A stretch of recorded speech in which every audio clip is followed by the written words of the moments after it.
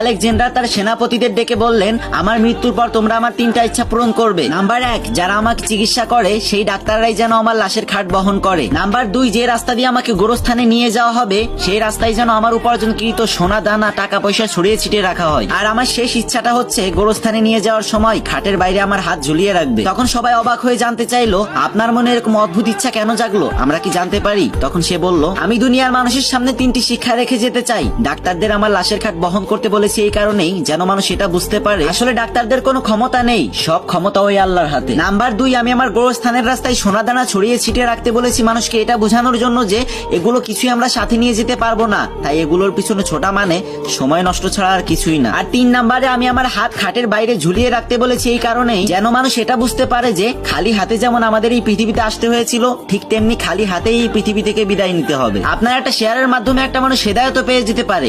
অনেক তো গান বাজনার ভিডিও শেয়ার